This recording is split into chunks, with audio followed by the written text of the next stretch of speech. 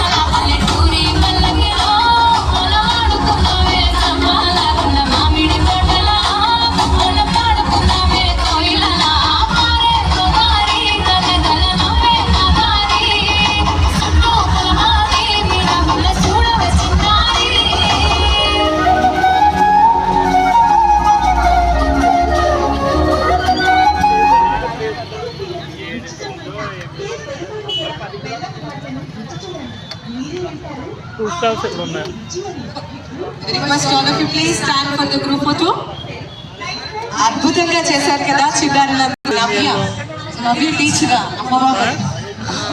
Okay ఏమవ్వాలనుకుంటున్నావు?